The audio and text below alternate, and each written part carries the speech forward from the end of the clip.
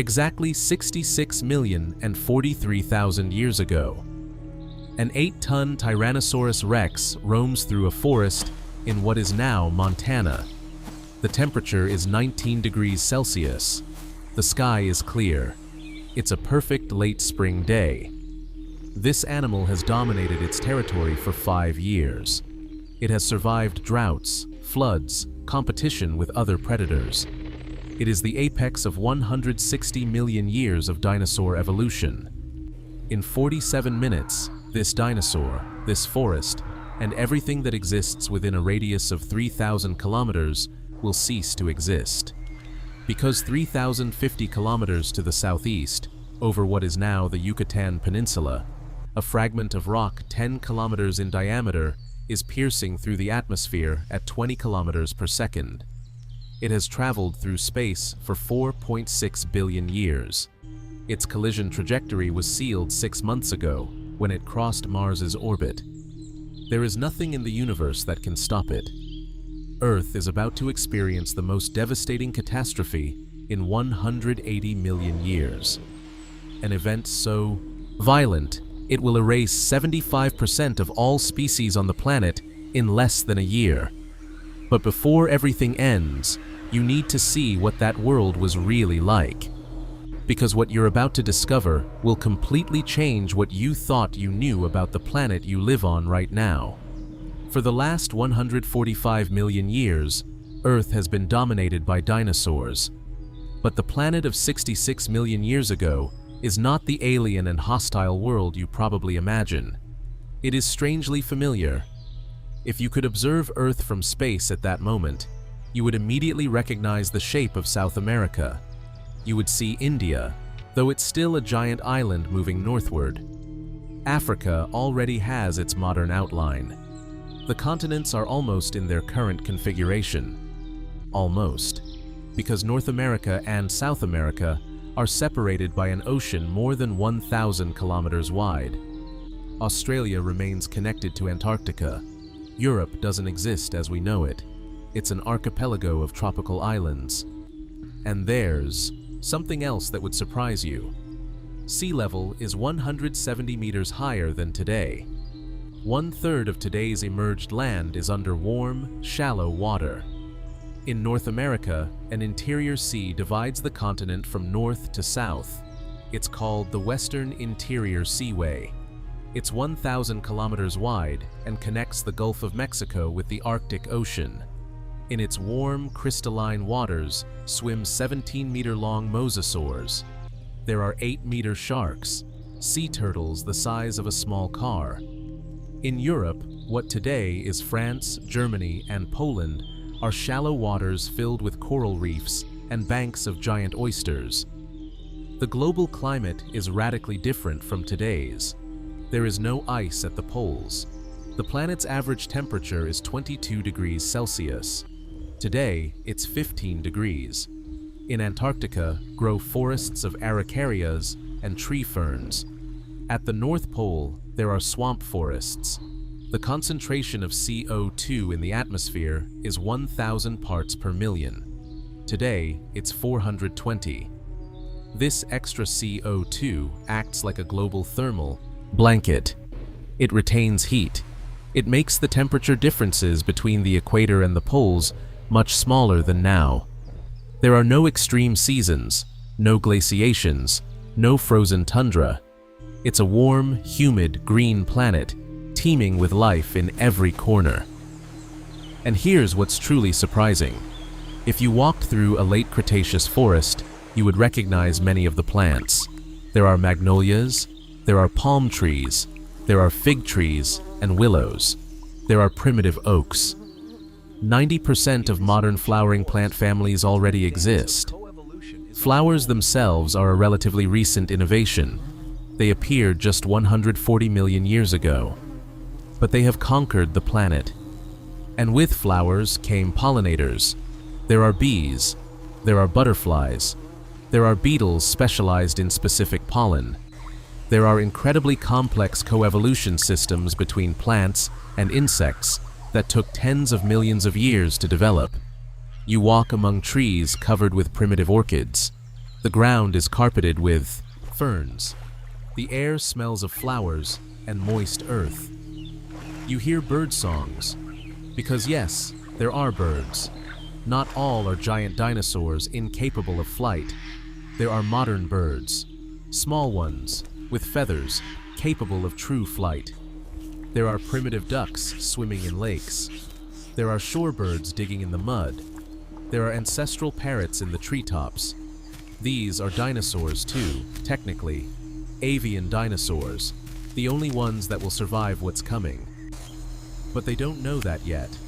In the lower branches, you see mammals. They're not large. The average late Cretaceous mammal weighs less than 1 kilogram.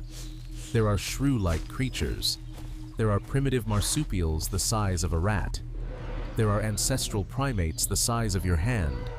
Mammals have been on the planet for 160 million years, but they have always been secondary, nocturnal, opportunistic, eaters of insects and carrion. They have never been able to compete with dinosaurs.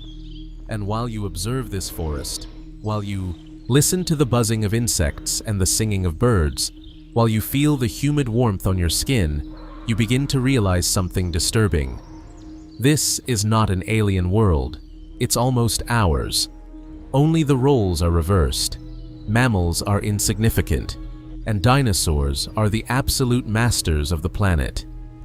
There are 3 main ecosystems on late Cretaceous Earth: continental forests, shallow seas, and alluvial plains.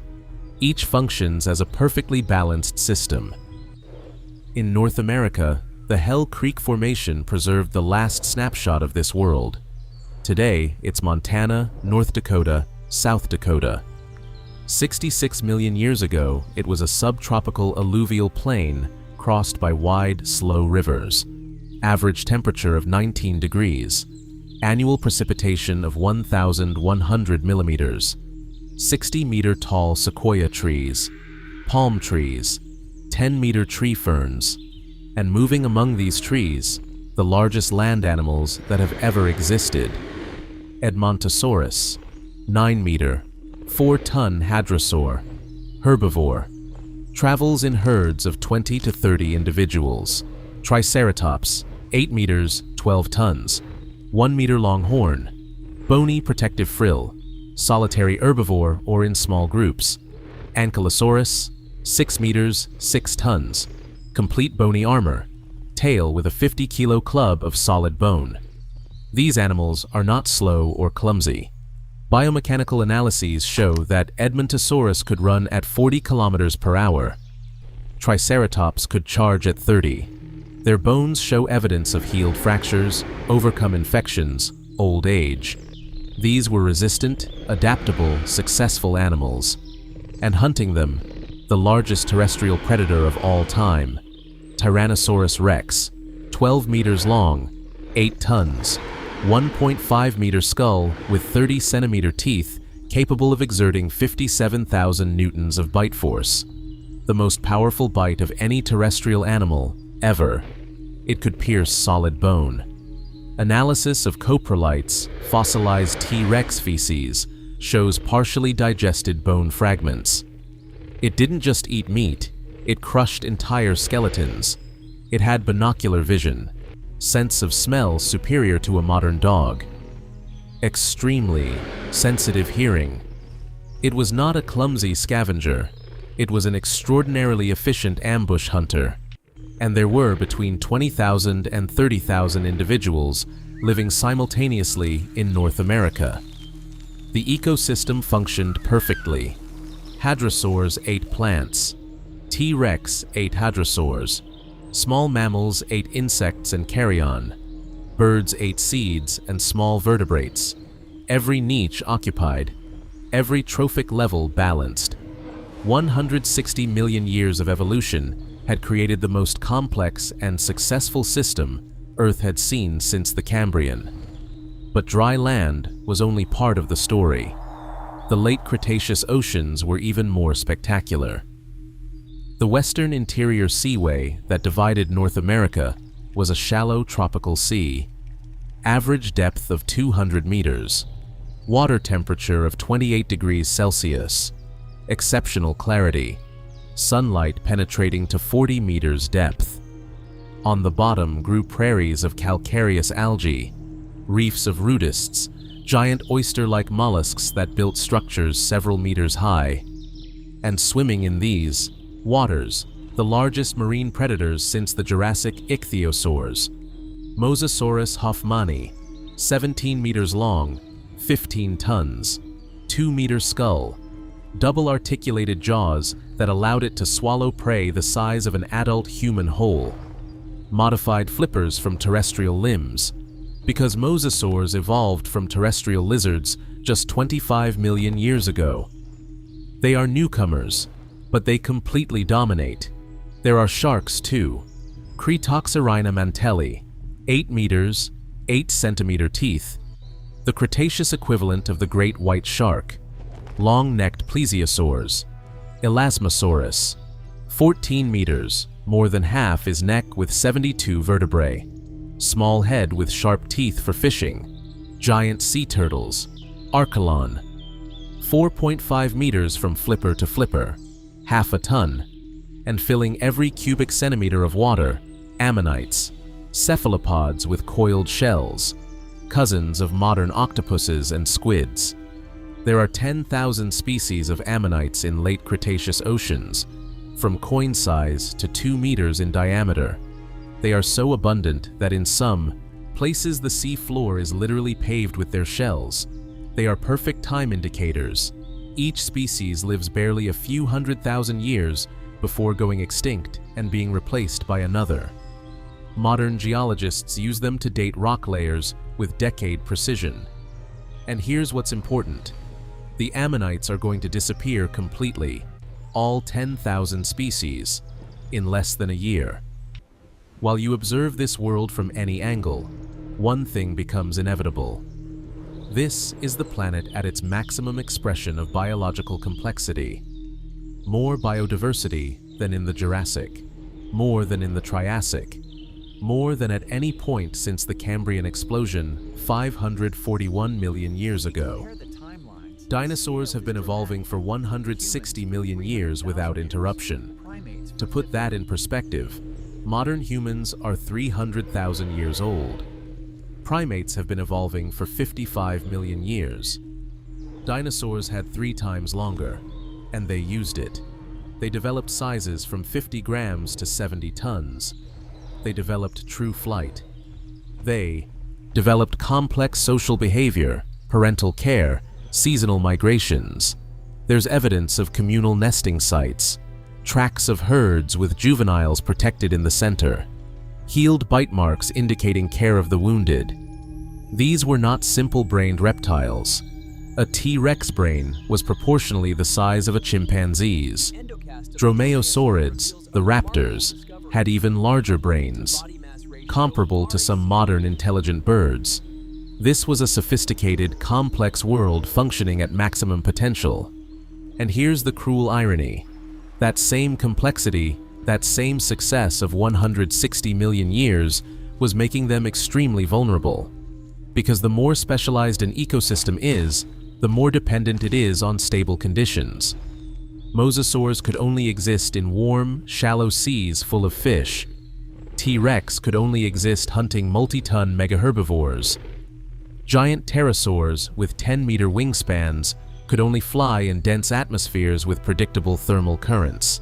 Each species depended on other species. Each food chain was long and complex, and when such a system is hit by sudden disruption, it collapses in cascade.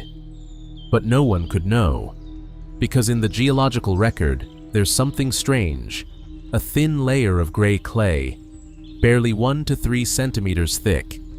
It appears in more than 350 locations around the planet, always at exactly the same temporal point, 66.043 million years ago. And for 66 million years, no one knew what that layer meant. In 1980, a physicist named Luis Alvarez and his geologist son Walter Alvarez published an article in Science magazine. The title was, extraterrestrial cause for the Cretaceous Tertiary extinction. It was a revolutionary claim. For 140 years, since paleontologists began to realize that dinosaurs had suddenly disappeared, no one had been able to explain why.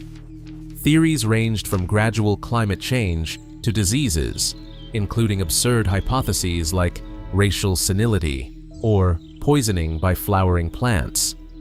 But no one had ever proposed an extraterrestrial catastrophe. The Alvarezes had been studying a sequence of rock layers in Gubbio, Italy, marine limestones deposited during the late Cretaceous, and they found that thin layer of gray clay right at the boundary between the Cretaceous and Paleogene. They decided to analyze its chemical composition, and they discovered something impossible: iridium, in concentrations 30 times higher than normal. Iridium is an extremely rare element in Earth's crust, barely 0.001 parts per billion. It's rare because it's a heavy element. When Earth formed 4.6 billion years ago, and its interior was molten, most iridium sank to the core along with iron and nickel. But iridium is common in asteroids, because asteroids are small. They never completely melted. They never differentiated their iron into a core, so their chemical composition is homogeneous and rich in iridium. The Alvarezes made a simple and extraordinary proposal. An asteroid approximately 10 kilometers in diameter impacted Earth 66 million years ago. It vaporized 100,000 cubic kilometers of rock. It launched that material into the atmosphere, and it distributed across the entire planet, depositing as a thin layer of clay. The scientific community received this hypothesis with massive skepticism. They said, if such a large asteroid impacted, where is the crater? They said, geological changes are always gradual, not catastrophic. They said, it's too convenient to blame something from space. But then they started looking, and they found the same iridium layer in Denmark, in New Zealand, in Spain, in Montana, in more than 350 locations around the globe, always at exactly the same temporal point, always with the same chemical composition, and not just iridium.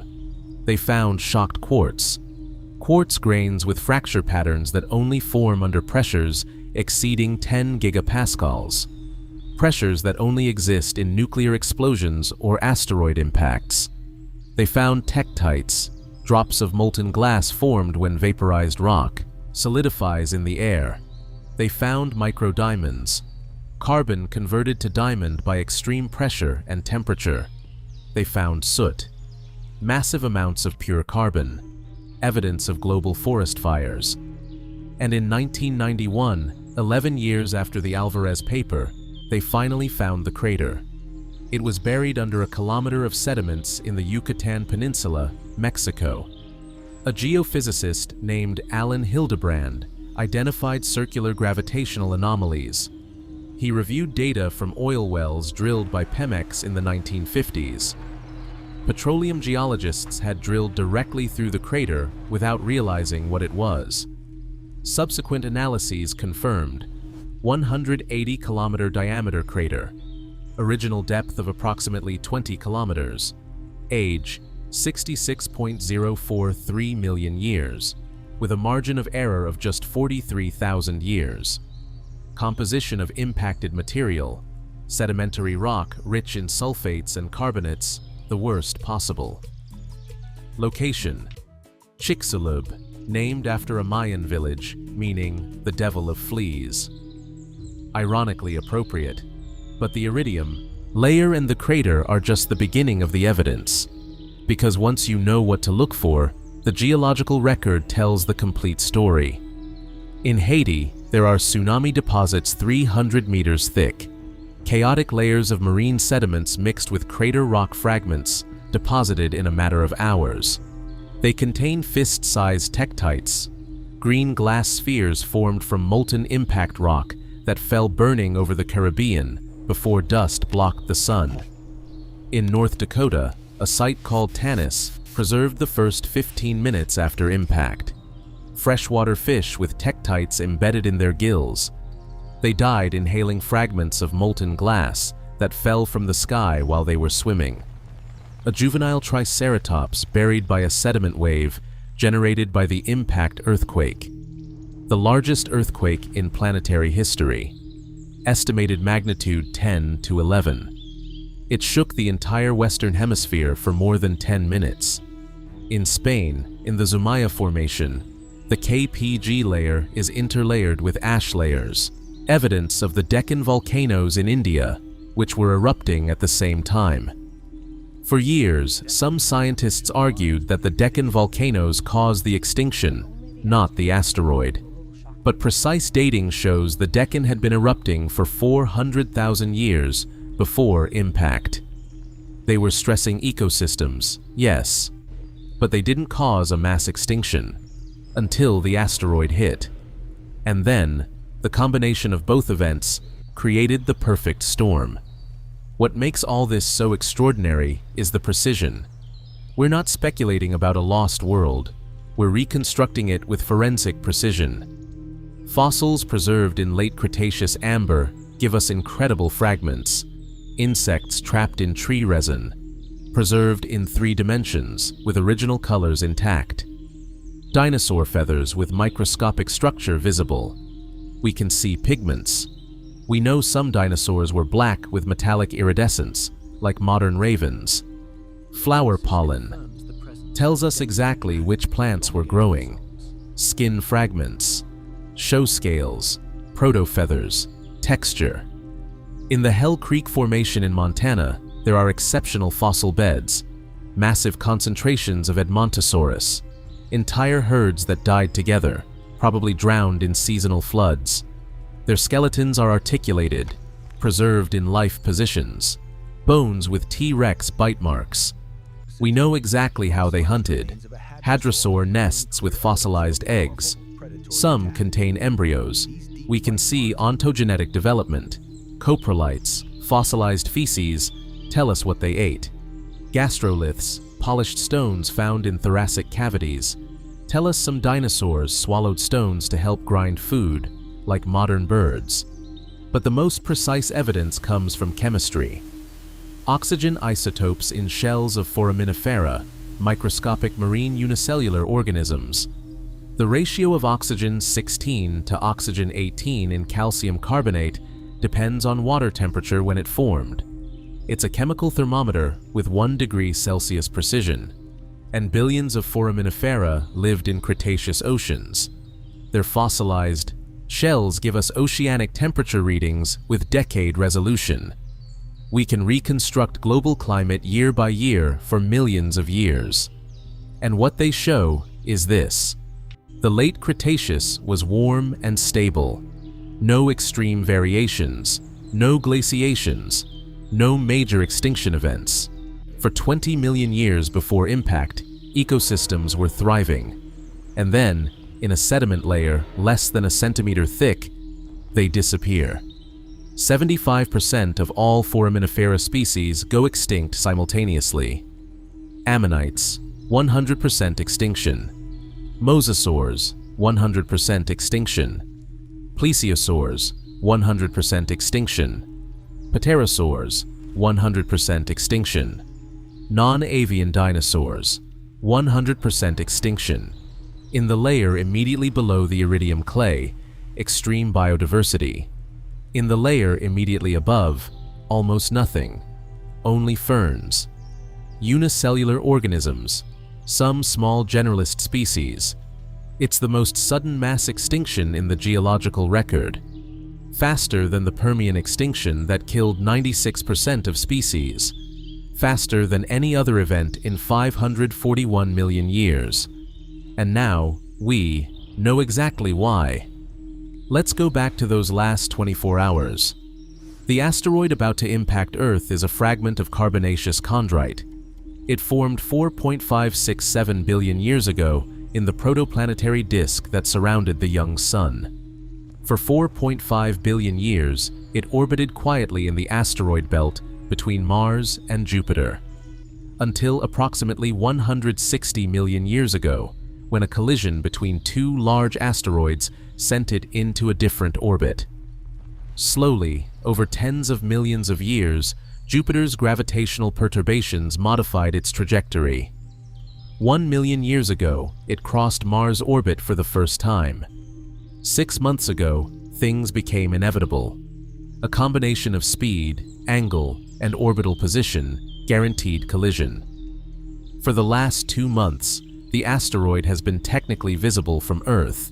If dinosaurs had telescopes, they could see it as a point of light gradually approaching. But they don't have telescopes. There's nothing on the planet with the intelligence necessary to understand what's about to happen. 24 hours before impact. It's a normal day in Hell Creek. An adult T-Rex wakes at dawn.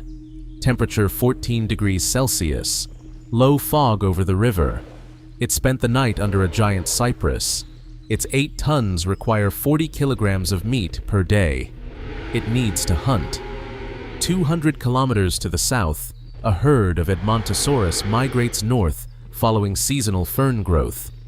There are 25 individuals. 3 are juveniles, less than a year old. In the western interior seaway, a 15-meter mosasaurus hunts a school of bony fish. Water at 28 degrees, perfect clarity. It can see 40 meters away.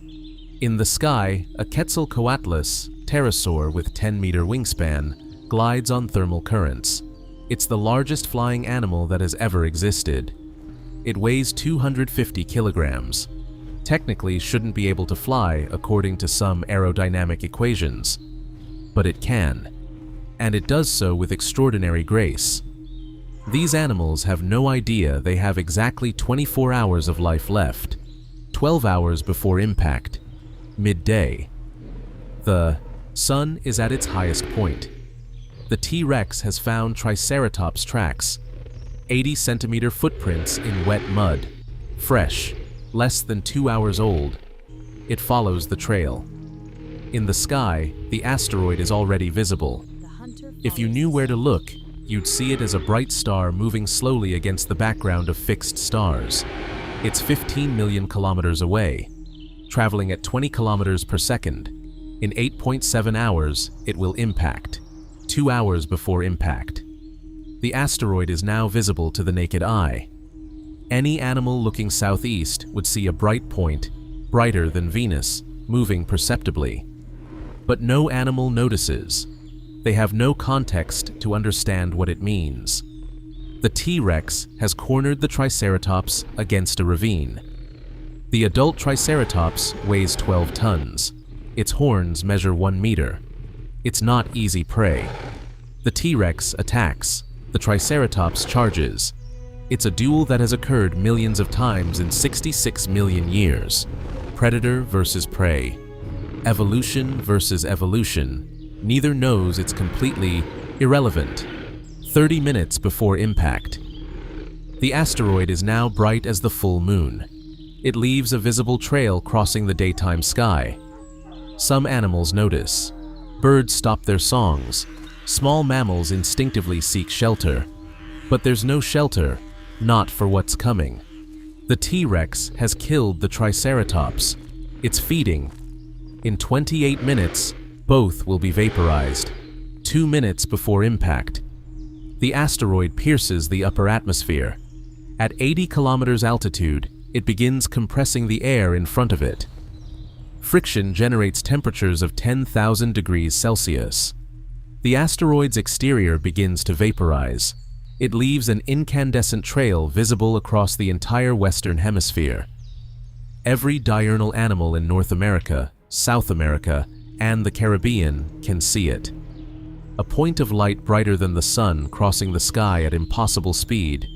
It makes a sound, a thunderous roar that grows second by second, 10 seconds before impact. The asteroid is at 200 kilometers altitude. Compressed air in front of it generates a shock wave traveling at supersonic speed toward the ground. Animals 1,000 kilometers away look up. The sky has turned bright orange. Impact. 11:47 a.m. estimated local time, Yucatan Peninsula. A 10-kilometer diameter fragment of rock hits Earth's surface at 20 kilometers per second. It releases 100 million megatons of energy in a fraction of a second. It's the equivalent of 10 billion Hiroshima bombs detonating simultaneously. In the first microsecond, the asteroid rock and the first meters of Earth's crust become plasma at 100,000 degrees Celsius, hotter than the sun's surface. In the first second, 100,000 cubic kilometers of rock are vaporized instantly. A fireball 100 kilometers in diameter is created. The shock wave travels outward at 20 kilometers per second. It's faster than sound. It's faster than anything except light. In the first 10 seconds, the asteroid completely penetrates the crust. It reaches the mantle. It ejects 1 trillion tons of molten rock upward. Part of that material reaches escape velocity. It literally leaves Earth's atmosphere. Part enters temporary orbit. Part falls back immediately, burning like meteors. The crater is now 40 kilometers in diameter and still growing. First 60 seconds. The shock wave reaches the western interior seaway surface 500 kilometers away. Seawater is pushed outward, creating a 100-meter-high tsunami. It travels at 900 kilometers per hour. In Hell Creek, 3,000 kilometers away, the T-Rex feels the ground shake. The magnitude 11 earthquake has just arrived. 60-meter trees snap like toothpicks. The ground literally undulates like water. Meter-wide cracks open in the earth. The T-Rex falls. 8 tons hit the ground. It will never get up again. First 15 minutes. Material ejected from the crater begins falling across the entire western hemisphere. Refrigerator-sized fragments of molten rock. Glass tektites burning at 1,500 degrees. They fall like rain over North America, South America, the Caribbean. Whatever they touch ignites. Entire forests burst into flames simultaneously. In Tanis, North Dakota, fish swim in a river when tektites begin falling into the water. They inhale fragments of molten glass. They die in seconds. Their bodies are buried by a sediment wave generated by the earthquake. They will be found 66 million years later, perfectly preserved, with tektites still embedded in their gills. First hour. The entire Western Hemisphere is completely on fire. Forest fires cover North America, South America, and parts of Asia. The sky turns black from smoke. Air temperature increases 20 degrees from thermal radiation from the fireball still visible on the horizon. The 15-meter mosasaurs is dead. The impact tsunami temporarily emptied the western interior seaway, leaving the animal stranded. When water returned, it brought sediments that buried it immediately. Quetzalcoatlus tried to fly, but air currents are chaotic. Hurricane-force winds in all directions. It crashed. 250 kilograms, impacting the ground at 60 kilometers per hour. First 24 hours. 100,000 cubic kilometers of dust and soot are now in the atmosphere. The stratosphere is saturated. Particles less than 1 micron in diameter, small enough to remain suspended for years. Sunlight cannot penetrate. At ground level, darkness is almost total. Global average temperature drops 10 degrees Celsius in a single day. Photosynthesis stops. Entire planet, simultaneously. The first weeks are what scientists call impact winter. Dust in the stratosphere blocks 99% of sunlight. At ground level, darkness is equivalent to a new moon night, permanently. Global average temperature, which was 22 degrees Celsius, drops to -6 degrees. A 28-degree drop in less than a month. But cold is not the worst. The worst is darkness. Because without sunlight, photosynthesis is impossible. And all life on Earth depends, directly or indirectly, on photosynthesis. Plants stop growing. Marine algae die. Phytoplankton, base of all. Oceanic food chains dies en masse. In 3 weeks, 90% of global phytoplankton is dead, and with it, everything that depended on it. Zooplankton, small fish, ammonites, crustaceans. In the oceans, extinction begins from the bottom. On land, it begins from the top. Large herbivores are the first to die. A 4-ton Edmontosaurus needs to consume 100 kilograms of vegetation per day. When plants stop growing, it has reserves for approximately 2 weeks. After that, it begins to starve. Hadrosaurs, ceratopsians, ankylosaurs. All require massive amounts of food. In 6 weeks, 90% of large herbivores are dead, and with them, the predators that depended on them.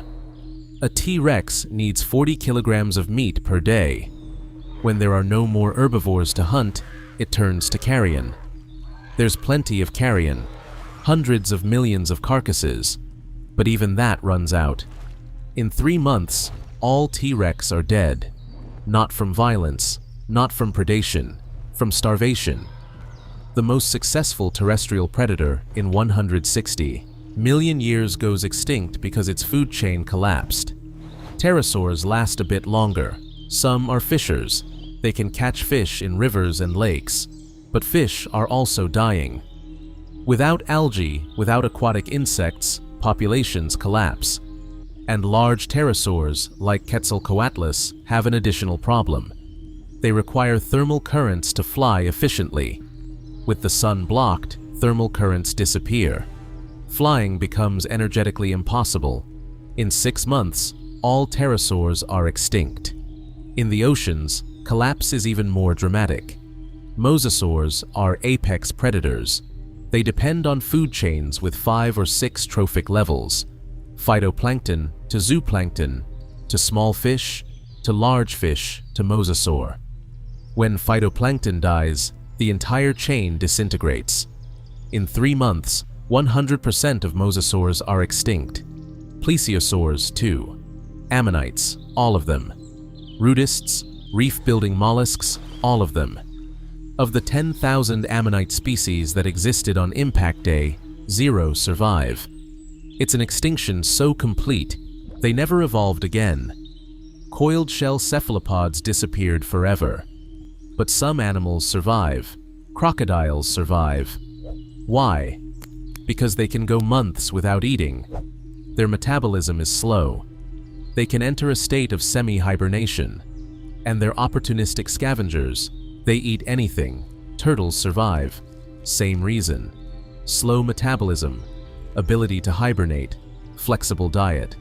Some lizards survive. Small ones, nocturnal, insect eaters. Insects survive better than almost any other group, because many species have resistant life phases. Pupae, eggs. They can remain dormant for months, and when vegetation begins to return, there are insects ready to exploit it. Birds survive. Not all. Many species go extinct, but small generalist birds that can eat seeds, insects, carrion, have an advantage, and most importantly, mammals survive. All late Cretaceous mammals are small. The largest weighs 15 kilograms. Most weigh less than a kilo. They have high metabolisms, yes, but they also have advantages. They're nocturnal, already adapted to living in darkness. Many are burrowers. They live in underground burrows that protect them from extreme temperatures. They're generalists. They eat insects, seeds, roots, carrion, eggs, and crucially, they're small. A 1 kilogram mammal needs 50 grams of food per day. A 4,000 kilogram Edmontosaurus needed 100,000 grams. When resources are scarce, being small is an enormous advantage. Impact winter lasts approximately 3 years. During that time, the atmosphere slowly clears. Dust particles gradually settle. Sunlight begins to penetrate. First, barely 1%, then 5%, then 20%. The first plants to return are ferns. Ferns reproduce by spores. Spores can remain dormant in soil for years, waiting for favorable conditions. When light returns, they germinate simultaneously. For decades, the planet is covered with ferns. It's what geologists call the fern spore spike. It appears in the fossil record immediately above the iridium layer, evidence of a planet in restart mode. Gradually, over thousands of years, other ecosystems begin to return. But the species that were lost never return. The ecological niches that dinosaurs occupied remain empty. And here's where the story becomes fascinating. Because mammals, who for 160 million years were small, nocturnal, insignificant, suddenly have an entire planet available. No giant predators, no mega-herbivore competitors. In the first 10,000 years after impact, dog-sized mammals appear. In 100,000 years, wolf-sized ones. In 1 million years, there are bear-sized mammals. In 10 million years, there are whales, elephants, rhinos. Mammals experience the fastest and most dramatic evolutionary radiation in terrestrial vertebrate history. They fill every niche that dinosaurs left empty. And 66 million years later, one of those mammalian lineages develops sufficient intelligence to discover what happened, to find the iridium layer, to calculate the impact energy, to reconstruct the lost world. In 1980, when the Alvarezes published their asteroid impact hypothesis, they fundamentally changed how we understand Earth. For 200 years, geology had operated under the principle of uniformitarianism. The present is the key to the past. The processes we see today, erosion, sedimentation, plate tectonics, are the same that operated in the past. Changes are gradual. Catastrophes are rare or non-existent. The Alvarezes proved that was false. Earth can experience sudden catastrophes that change everything, not in millions of years, in hours, and this has profound implications. First, we understood that complex ecosystems are fragile. The late Cretaceous was the pinnacle of 160 million years of dinosaur evolution. Extreme biodiversity, complex food chains, sophisticated specialization, and it collapsed in less than a year. Because the more specialized an organism is, the more vulnerable it is to sudden changes. A T-Rex could only survive hunting megaherbivores in stable ecosystems. When those conditions disappeared, it couldn't adapt. Small, generalist mammals that could eat anything survived. This lesson is directly relevant today. We're living through the sixth mass extinction, caused not by an asteroid, but by human activity. Habitat loss, climate change, pollution. The most specialized species are the first to go extinct. Pandas, rhinos, tigers, generalist species, rats, crows, raccoons, thrive. Second, we understood our own vulnerability. We're on the same planet, under the same sky, with the same asteroid belt. Chicxulub impact was not unique. There have been at least 5 mass extinctions in the last 500 million years. 2 were caused by asteroid impacts, and there will be more. Currently, NASA and ESA catalog near-Earth asteroids, objects with orbits that cross our planet's orbit. We know approximately 95% of Chicxulub-sized asteroids, 10 kilometers or larger. None are on collision course in the next 100 years, but we only know 30% of asteroids 140 meters or larger. A 140-meter object wouldn't cause global extinction, but if it impacted a city, it would kill millions of people. If it impacted an ocean, it would generate tsunamis that would devastate entire coastlines. In 2013, a mere 20-meter asteroid exploded over Chelyabinsk, Russia. The shockwave broke windows within a 200-kilometer radius. 1,500 people were hospitalized. No one saw it coming. It wasn't in any catalog. Space is big. Asteroids are small and dark. We remain vulnerable. Third, we understood that extinction is not the end. It's a restart. Before Chicxulub impact, mammals were irrelevant. Small, nocturnal, living in dinosaurs' shadows. After impact, they inherited the planet. And in 66 million years, they evolved into whales, elephants, bats, primates, into us. If the asteroid hadn't impacted, dinosaurs would probably still dominate. Mammals would still be small. Primates wouldn't exist. Humans wouldn't exist. Everything we are, everything we've built, civilization, technology, art, science, exists because a 10-kilometer fragment of rock changed evolution's course 66 million years ago. It's an extraordinary irony. The worst catastrophe in 180 million years created the conditions for our existence. Fourth, we learned to read the geological record with forensic precision. Every rock layer is a page in the planet's history. The KPG boundary iridium layer is barely 3 centimeters thick, but it contains chemical evidence of an event that killed 75% of species. We can measure carbon isotopes and determine that photosynthesis collapsed globally. We can measure sulfur isotopes and calculate how many sulfate aerosols were launched into the atmosphere. We can count pollen grains and reconstruct which plants survived. We can analyze zircon crystals and determine crater age with 43,000-year precision out of 66 million. No ancient civilization left us written records of this event, but the planet did. In every stratum, in every fossil, in every iridium atom. And finally, we learned humility. Dinosaurs dominated Earth for 160 million years. Modern humans are 300,000 years old. Advanced civilization is barely 10,000 years old. Industrial technology is 250 years old.